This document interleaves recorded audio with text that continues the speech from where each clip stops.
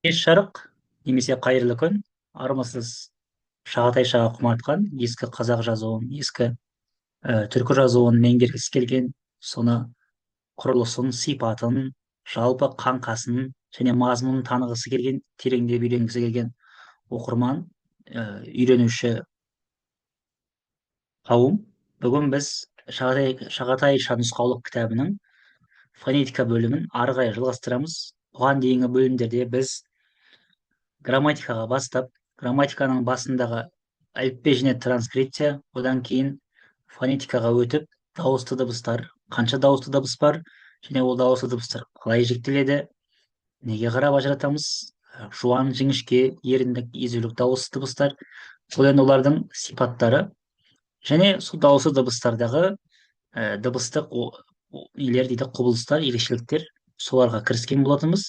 Бұған дейін біз алғаш фонетика дәрісінің алғашқы бөлімін оқыған кезде жуан жіңішке үндестігін қарап, қай кезде жуан дауысты дыбыстар қолданылады, қай кезде жіңішке дауысты дыбыстар қолданылады, және олардың үндестігі сақтала ма. Мысалы, қазақшадағыдай ғой барлығы, және қай кезде сақталмайды, арабша сөздер, парсша сөздер алынған кезде қалай өзгереді, соларды айтқан болатынбыз. Және бүгін оны жалғастырып, енді ерін үндестігі деген бөлімге өтеміз. Сонымен одан кейін дауыссыз дыбыстарда қандай бір ерекшеліктер байқалады, соны оқып бірге біз дауыссыз дыбыстар бөлімін аяқтаймыз. Келесі сабақтарда дауыссыз дыбыстарға өтеміз. Дауыссыз дыбыстарда осылай қысқаша мазмұндап шықсақ, одан кейін фонетика бөлімі аяқталады. Біз морфологияға және синтаксиске өтеміз. Сіздерді бұл атаулар қорқытпасын, үркітпесін. Бұлар не үшін қажет? Бір, сіз мына бастан аяқ оқыған кезде берілген өрнек үлгі сөздерді оқып отырып, сіз біздің қазақшадағы бар сөздер сол дәуірде қалай жазылатынын, сол дәуірде қалай жазылғанын, айтылғанын, және бүгін кездеспейтін ескі сөздердің өзінің жазылуын және бүгінгі мағынасын көріп отырасыздар. Содан соң шағатайша мәтін оқыған кезде немесе зерттеген кезде сіздерге қиындық тудырмайды оқу барысында, бұл неге мұндай, бұл неге ондай деген жағдаяттарды. Және грамматика кітабын ежіктеп оқу сізге уақыт жоғалтпасын деп, біз сіздер үшін арнайы осы видеоларды түсіріп отырмыз. Мен олай болса сапаға әсер етпеу үшін камераны өшіре тұрамын. Және жалғастырамыз. Сонымен лабиал хармони дейді. Енді мен ағылшынша көп жүгінбеймін, бірақ ағылшынша мен түркішесін қатар ашып отырамын алдыңғыдай. Еріндік үндестік дейді. Еріндік үндестік деген не? Ол мынандай. Мына еріндік үндестік деген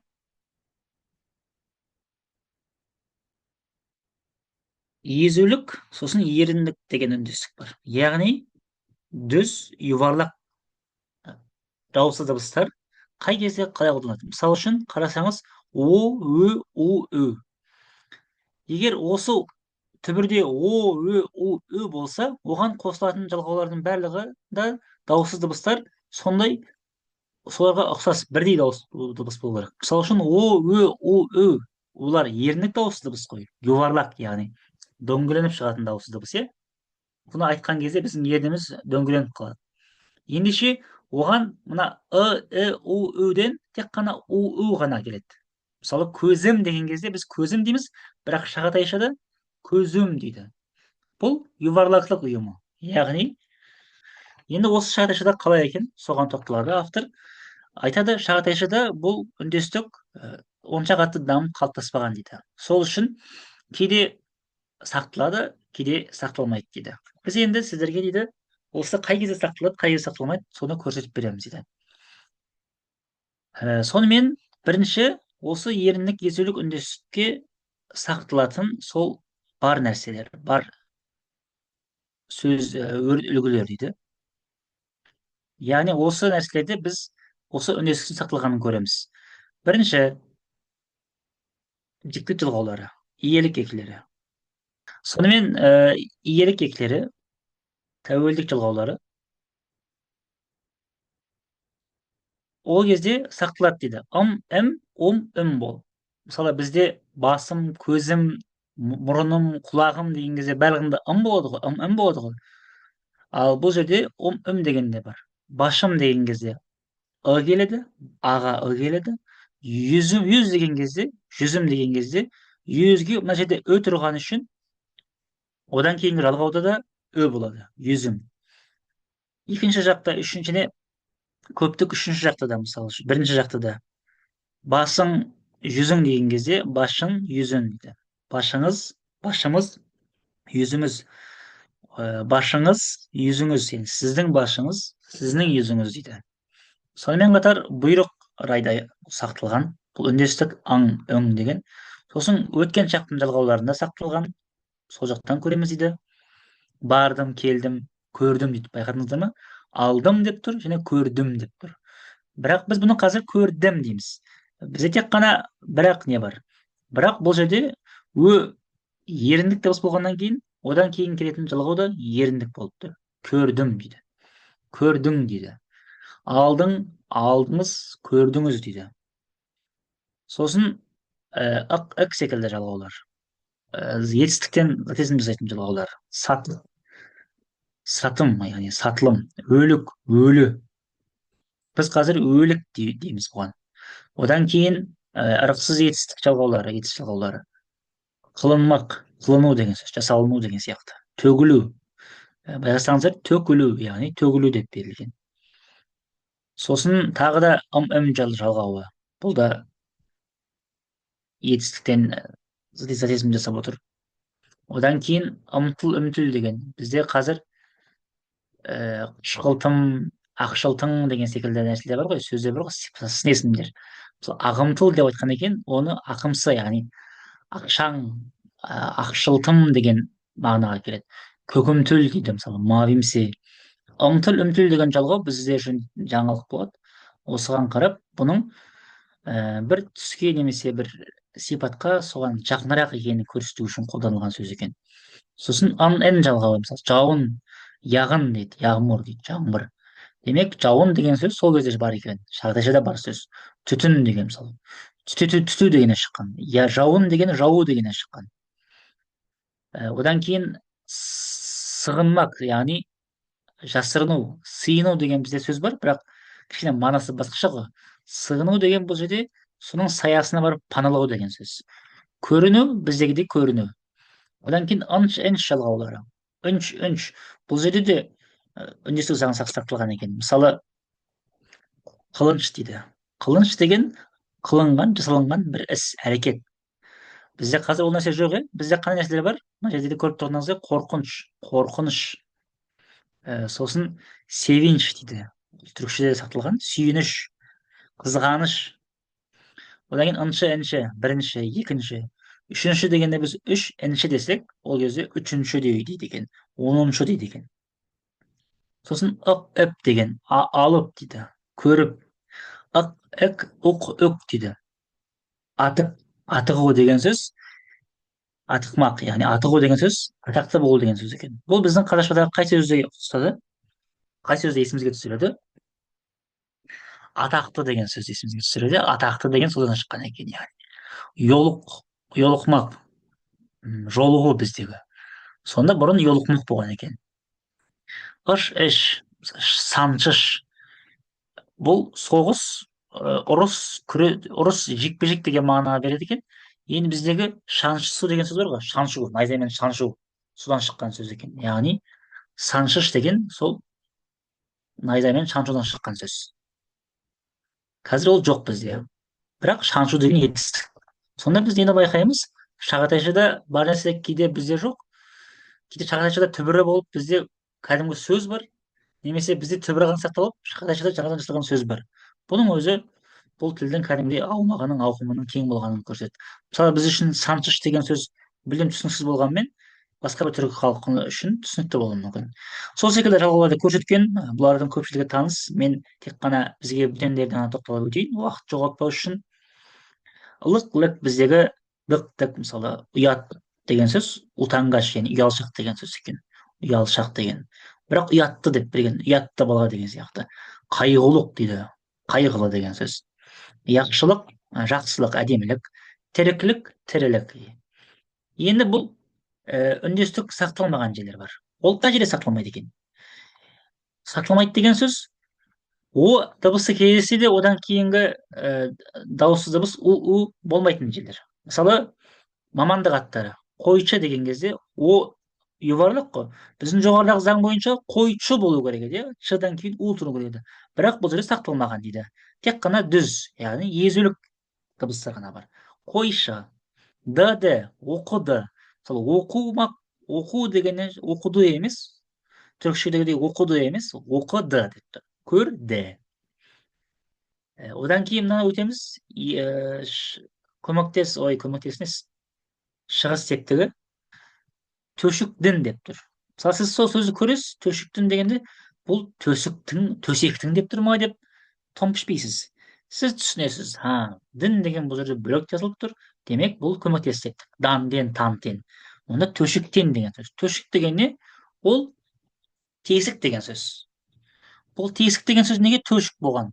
Бұны қазір астыңғырақта өтеміз. Мына дауыссыз дыбыстарда өзгерістер болады. Бұл өзгерістердің белгілі бір ережелері болады. Яғни мынандай нәрселерде өзгерістер болған деп ғалымдар бүкіл шарташа мәтінде зерттеп, сол өзгерістерді түртіп шыққан. Сондай өзгерістердің бірі е дыбысы өге айналып кетеді дейді. Мысалы, негізі тешік болған ғой. Бірақ мына жердегі артқы неден байланысты тешік дегенді алғанда ол төшік болып кеткен. Тесіктен деген сөз бұл. Ал егер төсек болу үшін төшек жазылу керек еді. Қ, тиесілік, бұрынғы, түнгі. Түн деген кешегі деген сөз екен. Ол кезде кеше деген кеш дегенді білдірген. Одан кейін барғыл, айтқыл бізде қазір жоқ. Бізде тек қана айтқың, жасағың, алғың деген бар ғой, диалекттерде қолданылады. Сол секілді ғын жалғауы сақталған. Көргін, ананы оқығың деген нәрселер. Ыншы, інші, тоғызыншы, үшінші, бұл бізге таныс. Тұсқана, кішкене деген не сақталған, мына гіне, қалғандар сақталмаған. Көккіне деген көкшелтің деген сөз, яғни көкше, яғни мүлдем көкпімек емес, сол көкке жақын. Көккіне деген бізде жоқ, бізде тек қана кішкене. Сосын есіме түссе айтып отырамын, сіздер де естеріңізге түссе комментарий жазып кетіңіздер. Осы секілді мысалы, оқымыш, оқымысты деген сөзде, өлміш, өлген деген. Одан кейін табыс септігі, құсты, құшны деген кезде сол үндеусіз заңы сақталмаған екен. Одан кейін сысы, қолы, көзгісі. Көзгі деген айна деген сөз. Айнасы дегенде сақталмаған екен. Мына қауырсын сөзі, жоқ, қауырсын емес. Қауырсы деген сөз, қуырылған жүн деген сөз екен. Қақталған жүн. Енді тек қана юварлақ, еріндік дауыссыз дыбыстар кездесетін сөздер бар екен. Ол қандай нәрселер? Мысалы, чұқ деген жалғаулар келген кезде барлығында дауыс юварлақ, еріндік не болады? Тағаршық, дағаржық дейді. Яғни тағаршық деген бұл кішкене бір торба дегенді білдіреді, білуім бойынша. Алдық, бердік дегенде бұрын шарташыда дук деп айтқан екен. алдық. Келдік. Онда бұл вауben жазылады.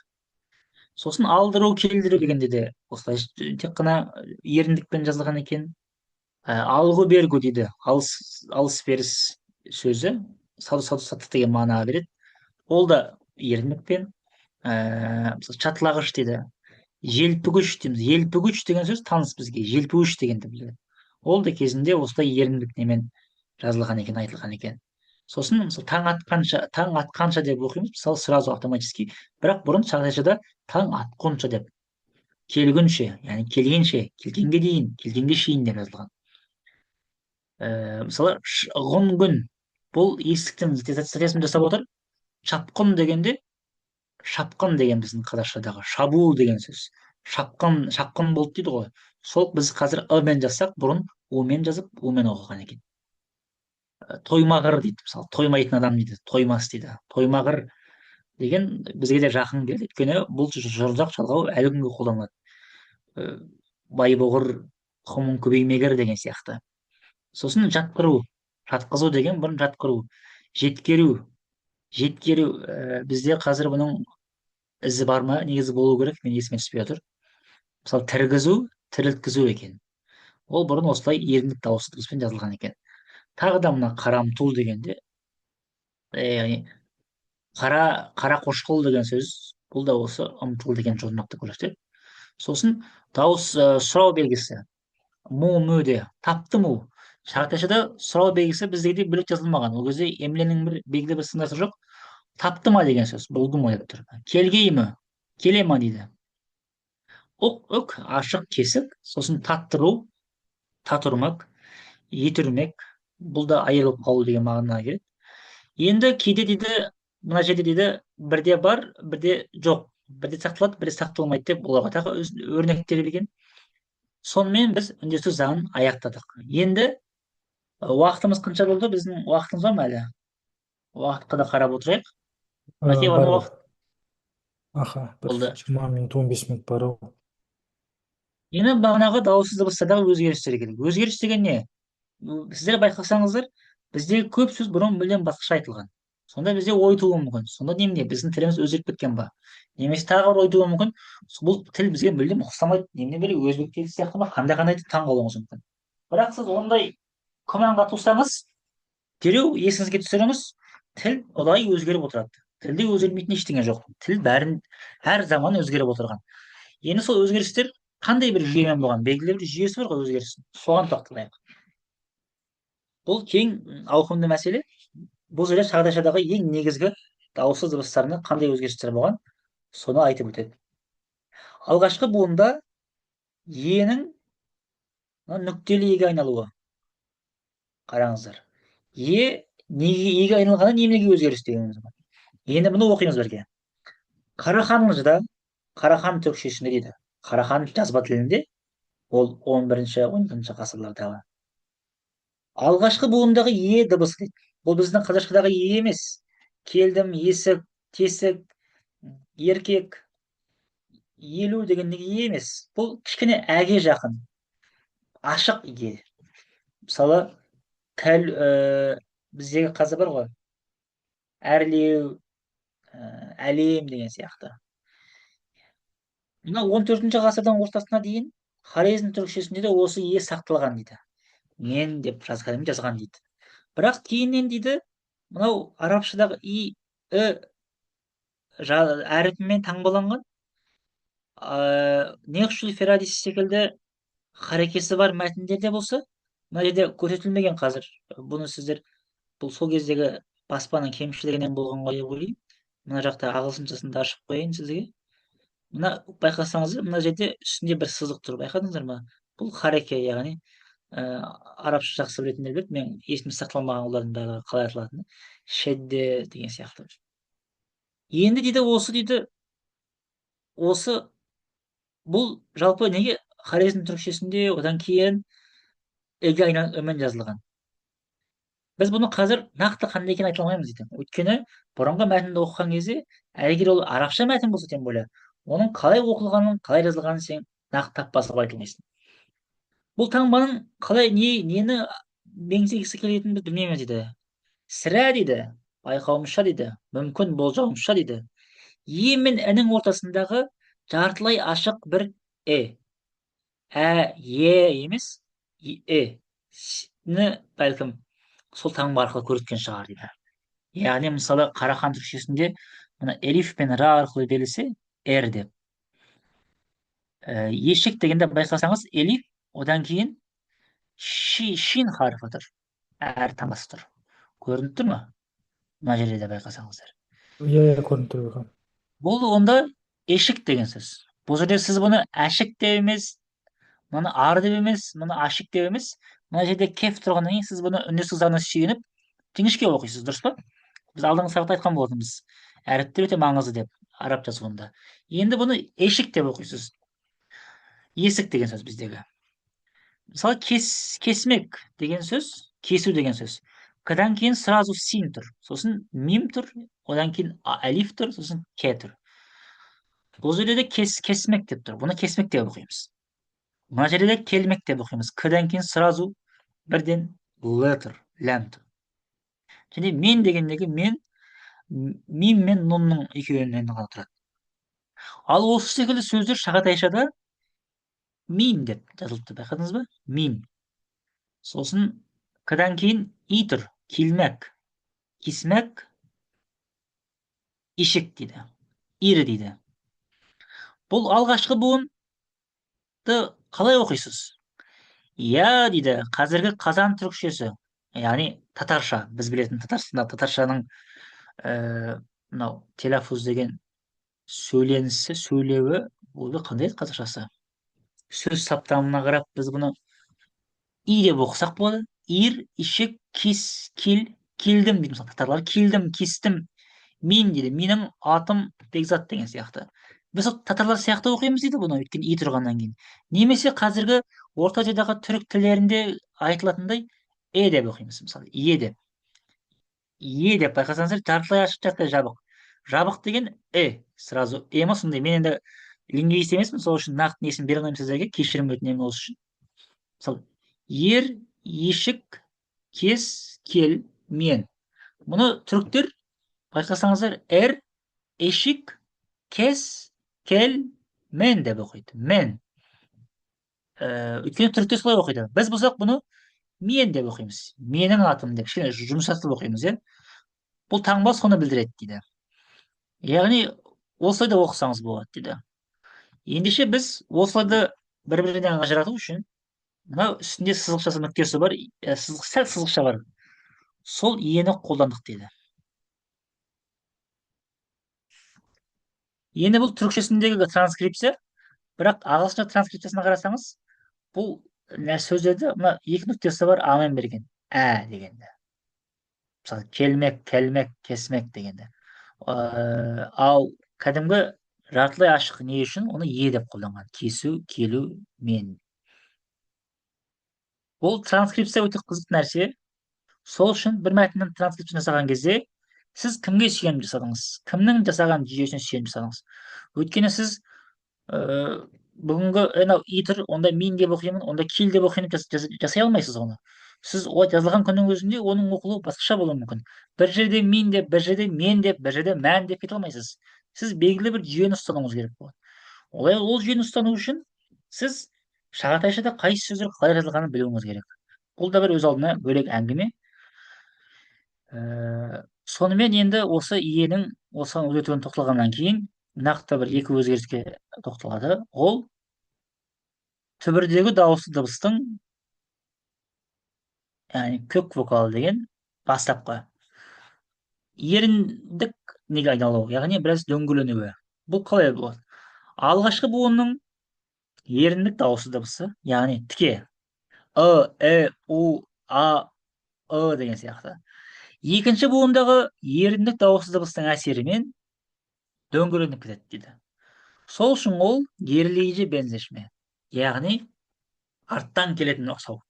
Артқы буындағы сөз дыбыстың ықпалымен алдыңғы буындағы дыбыс өзгерсе, бұл арттан келетін ұқсасу болады. Яғни артқы буындағы дауысты дыбыс алдыңғы буындағы дауысты дыбысты өзіне ұқсатып алады. Мысалдарына қарайық, сол жетістік түсінеміз. У-ның әсерімен алғашқы буындағы а о-ға айналып кетеді дейді. Мысалы, ожун, дүние. Ажун деген баяғыдан бергі әлем, дүние, мына өмір, мына ғалам дегенде түріктер ажун деген. Енді сіз ұйғыр түрікшесінде, Орхон, руна түрікшесінде ажун деп оқып кетіңізде, шағатайша бір мәтінді аққан кезде ожун деп жазылып тұр. Сіз түсінбеуіңіз мүмкін, бұл ожун не істеп. Сөйтсек, ожун дегендегі екінші у, алдындағы ажун дегендегі екінші у, алдындағы аны о қылып алған, өзіне ұқсатып. Ожун деп. Жалқаудай еріні. Ажун деген ұйғырша ажун, яғни өмір деген сөз. Барлық, мевжудат деген барлық болмыс, яғни. Мысалы, арық деген сөз оруқ болып кетіпті. Әсіре, асыру деген сөз осыру болып кетіпті. Тым көп, артық деген сөз. Одан кейін асығу деген сөз ашығу, ашықмақ. Көрдіңіз бе? Ол шықмақ болып кетіпті. Бұл екінші буындағы дауысты дыбыстың алғашқы буындағы дауысты дыбысты өзіне ұқсатып алу деп айтамыз. Сонымен қатар өнің де әсерімен екінші буын, алғашқы буындағы әлер өг айналады. Мысалы, шекиш деген чекмек, шекмек, тарту деген сөз. Тартқыш, чөкіш болып кетіпті. мысалы ешкі деген біздің қазақшадағы ешкі, мына қашқар, махмұд қашқарлы оны ешкі деп жазған екен, сол өчкі болып кетіпті, keçи дейді. Ескірудегі эксу деген сөз өксімек болып кетіпті. Сол секілді бірнеше сөздер бар. Мысалы үшін телмірумек, телміру, телмірмек деген бұрын зерттеу дегенді білдірген екен, жіті қарау, тінту деген. Сол төлміру болып кетіпті. Удың әсерімен илер де уға айналады екен. Мысалы түлкі дегендегі мына өте қызық нәрсе, біздің қазақшаға жақын, бұрын тілкі болған екен. Мысалы түріктер әлі күнге тілкі дейді. Түлкіні тілкі дейді. Иса Иә, иә, деген, ис мынау деген. кәдімгідей біздегі екен мынау, иә. Иә, мына Түлкі. онда бізде қазақшада не үшін түлкі екені енді түсінікті болды. Демек, шағатайшада М, соңғы буындағы дауыссыз дыбыс алғашқы буындағы әні үге айналдырып жүргеннен кейін түлкі болған, түлкі. Енді бұл біздің қазақшада ол түлкі болады деп қазақтар өздеріне қарай өзгертіп жіберген. Бұл да осы дауыссыз дыбыстардың қалай өзгергеніне бір үлгі болады. Түлкі. Сол үшін де біз қай тілге жақын, ал Мәке бірдеңе дейсіз ба? 8 минут қалып бека. Болды. Мен кішкене қорытындаймын, бітті уже. Қай тілге жақын дегенді алған кезде, мысалы, көк түрікшеге қазақша жақын ба, түрікше жақын ба деген пәтуасыз даулар. Өйткені біреу басқа жағынан жақын, біреу басқа жағынан алыс. Сол үшін нақты ештеңесі жоқ. Енді келесі бір өзгеріс қосымша немесе көмекші дауыссыз дыбыстардың дөңгеленіп кетуі. Бұл алдыңғы дауыссыз дыбыстың артқы дауыссыз дыбысты әсер етіп өзіне ұқсатып алуы. Ол қандай дейді? Ол дейді сөздің соңындағы мынау дауыссыз дыбыстың қандай еріндік немесе езулік болуына байланысты деген сөз. Бұл еріндік езулікті қысқаша қайтадан түсіндіріп өтейін. Еріндік деген ерін арқылы шығатын нәрселер. Мысалы, дегенде біздің ерніміз дөңгеленеді ғой. Бұл ерін арқылы жасалған дыбыс. Ал дегенде тек қана езуіміз әрекет жасайды. Сол секілді дауыссыздарда сондай нәрсе бар. Мысалы, б, м, в, п деген кезде екі ерніміз бір-біріне тиеді. Бір-біріне тигеннен кейін ол еріндік дауыссыз дыбыс болады. Ал қ, т, ш, с деген кезде байқасаңыздар ерніңіз тимейді. Ти десем тиеді, тиме десем тимейді деген недегі сияқты, жұмбақтағы сияқты еріндік езулік деген айырмасы сол, қымбатты достар. Енді мысалы үшін егер етістіктің соңы еріннен шығатын дауыссызбен бітсе, в сияқты. Онда бұл жерде не дейді? Сөздің соңындағы, етістіктің соңындағы в, одан кейінгі келетін жалғаудың дауыссыз дыбысын өзі сияқты еріндікке айналдырып жібереді дейді. Мысалы, қаудың дейді. Маған жапа шектірдің деген сөз. Қавдың. Негізі қавдың болуы керек. Біздегі қаптың деген сияқты ғой. Қауып алдың мен деген сияқты. Ал ол мына в тұрғаннан кейін у болып кетіпті. Қавдың. Қавуп дейді. Қауышу, яғни қауышу деген сөз содан шыққан екен. Қаумақ дегеннен шыққан екен. Қауу дегеннен шыққан екен. Қауышу деген қауышу, кездесу деген сөз.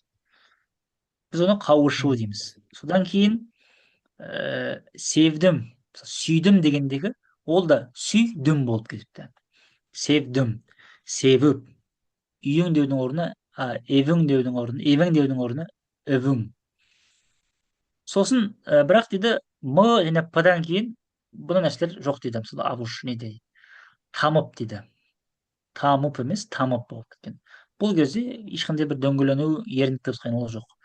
Одан кейін в-мен біткен зат есімдерден кейін де көбіне осындай дөңгелену байқалады. Мысалы, үйім деу емес, үйім емес, евем емес, евем деген сияқты. Жоқ, бұл жерде қателесіп кетіппін.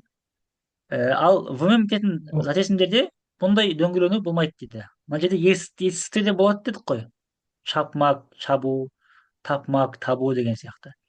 Ал зат есімдерде ол нәрсе болмайды дейді. Зат есімдерде. Сонымен қатар Мгм. ав арқылы бітетін арабша зат есімдерден кейін де бұл нәрсе андай дөңгелену байқалмайды дейді. Сосын хорезм түрікшесінде де осындай бір дөңгелену байқалады дейді. Дауыссыз дыбыстардан кейін дейді. Ол да мына бір шығармаларда кездескен деп үлгі ретінде белгілі. Сосын дауыссыз дыбыстар түсіп қалады. Мысалы, ілгерірек деген кезде ілгерірек деген кездегі ілгерірек екі р қатар тұр, ортасындағы і түсіп қалған. Ол мына ударение дейді ғой, екпін түспесе ол түсіп қалады деген сөз дейді. Вұрғысыз орта буынның жабық дауыссыз дыбысының түсіп қалуы, жоғалып кетуі. Мысалы, жоғарырақ дегенде р мен р-ның арасында бар ғой, бірақ жоғарырақ деп жазған, ол түсіп қалған. Содан кейін дейді, өзінен кейінгі келетін жалғау егер дауыссыз дыбыстан басталса, онда соңғы буындағы дауыссыз дыбыстағы дауысты да түсіп қалады дейді. Мысалы, ауыз дегенде ғ-дан кейін ағыз деп тұр. Бүгінгі ауыз деген сөз.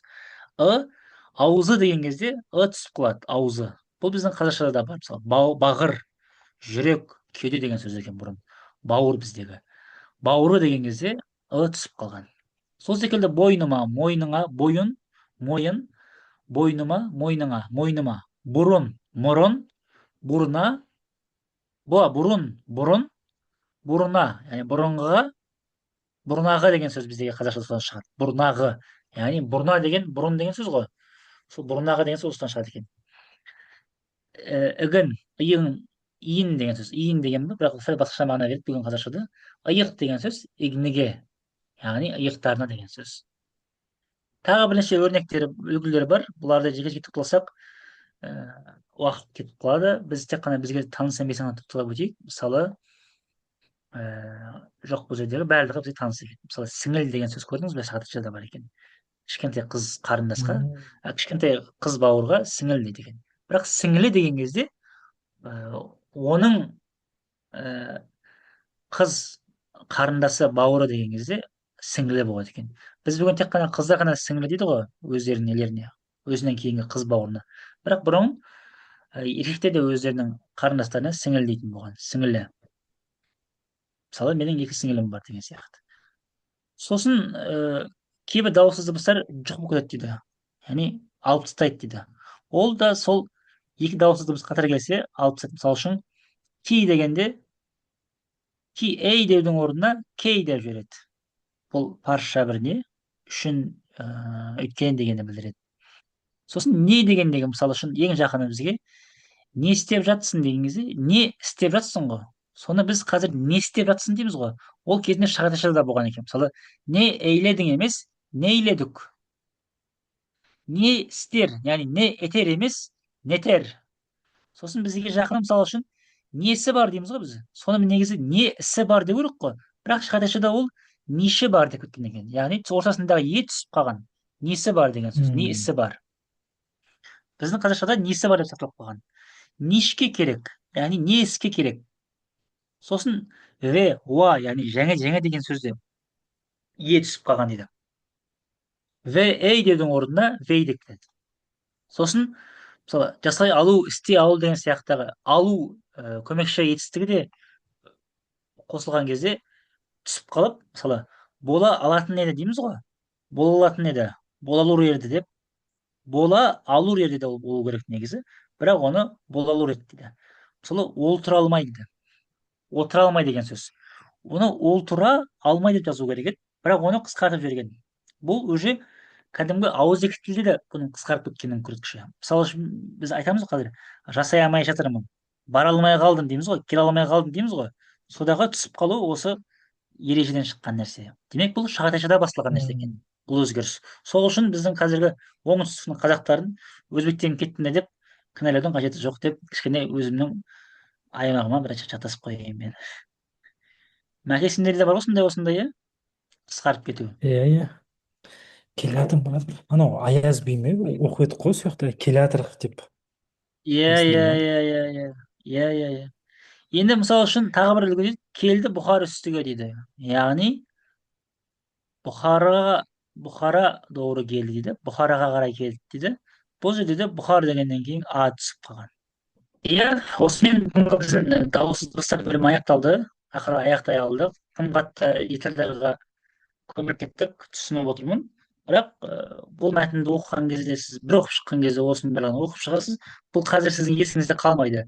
Бірақ сіз мәтіндермен жұмыс істеген кезде, немесе алдағы уақытта бір сөздер алдыңызға шыққан кезде, мынау осыдан шыққан өзгеріс екен ғой, мынау осыдан шыққан екен ғой деп сіз шамамен өзіңізше болжап отырасыз. Бұл бәрібір түсінікті нәрсе, бір оқығаннан миға қонбайды, және мана болғаннан кейін мұны қондырудың да бір қажеті шамалы сияқты. Біз келесі дәрісте дауыссыз дыбыстар тақырыбын өтеміз. Дауыссыз дыбыстардың жіктелуі, ол қалай еңбек етеді. Сосын дауыссыз дыбыстарда қандай ерекшеліктер болады? Мысалы б, п, м қалай ауысып кетеді? Одан кейін б мен м ауысып кетуі секілді дүниелер. Сосын қатаң андай дауыссыз дыбыстарда қандай өзгерістер болады. Соларға қысқасы тоқталып өтеміз. Біз көбіне мұндағы мақсатымыз танысып шығу және сондағы таныс сөздерді оқып шығу. Сіздермен бірге болған мен Бекзатбек Болат және Медет Садибеков. Көп көп рахмет ықылас қойып соңына шейін қарағандарға. Келесі сабақтарда жүздескенше.